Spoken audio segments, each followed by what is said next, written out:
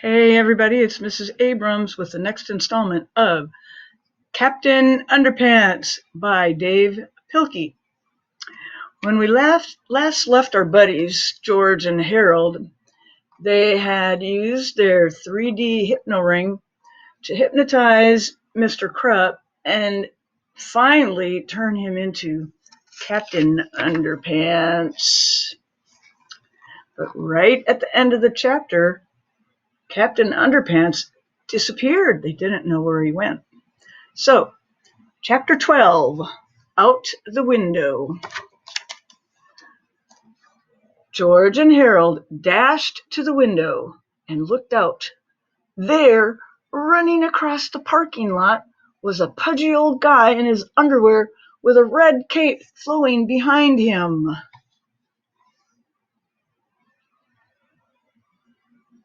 Ooh, and you know what he's saying? Tra-la-la! Mr. Krupp, come back, shouted Harold. He won't answer to that, said George. He thinks he's Captain Underpants now. Oh, no, said Harold. He's probably running off to fight crime, said George. Oh, no, said Harold. And we got to stop him, said George. Oh, no, cried Harold. No way. Look, said George. He could get killed out there. Harold was unmoved. Or worse, said George. We could get into big trouble.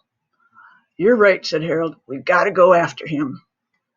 The two boys opened the bottom of the file cabinet drawer and took out their slingshots and skateboards. Do you think we should bring anything else? Asked Harold. Yeah, said George. Let's bring the fake doggy doo-doo. Good thinking, said Harold. You just never know when fake doggy doo-doo is going to come in handy.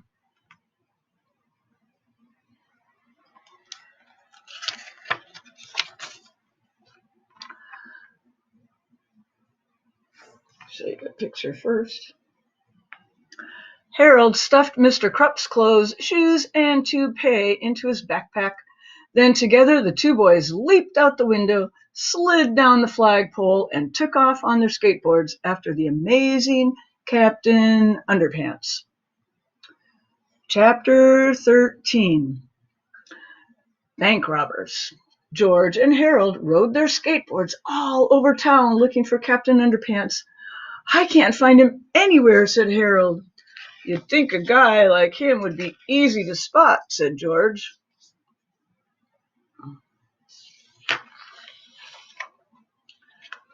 Then the boys turned a corner, and there he was. Captain Underpants was standing in front of a bank looking quite heroic, like a hero. Mr. Krupp, cried Harold. Shh, said George. Don't call him that. Call him Captain Underpants. Oh, yeah, said Harold. And don't forget to snap your fingers, said George. Right, said Harold. But before he got the chance, the bank doors flew wide open and out stepped two robbers.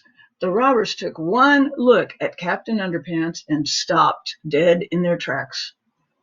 Surrender, said Captain Underpants, or I will have to resort to wedgie power. Oh, no, whispered Harold and George.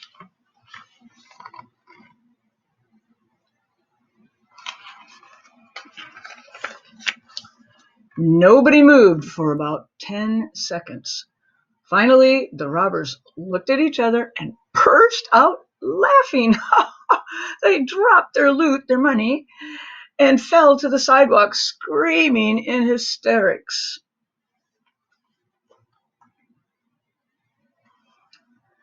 Almost immediately, the cops showed up and arrested the crooks. Let that be a lesson to you, said Captain Underpants. Never underestimate the power of underwear. The police chief, looking quite angry, marched over to Captain Underpants. And just who are you supposed to be, the police chief demanded. Why, I'm Captain Underpants, the world's greatest superhero, said Captain Underpants. I fight for truth, justice, and all that is pre-shrunk and cottony. "Oh, yeah," shouted the police chief. "Cuff him, boys."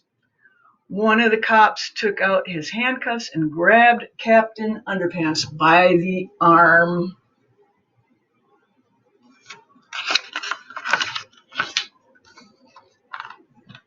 "Uh-oh," cried George. "We gotta roll." Together, the two boys zoomed into the crowd, weaving in and out of cops and bystanders. Harold skated up to the Captain Underpants and knocked the superhero off his feet.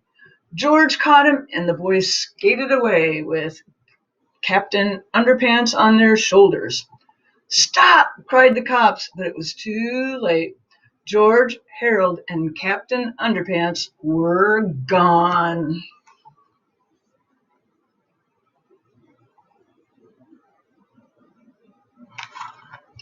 And that ends chapter 13. I hope you enjoyed our story and come back for the next installment.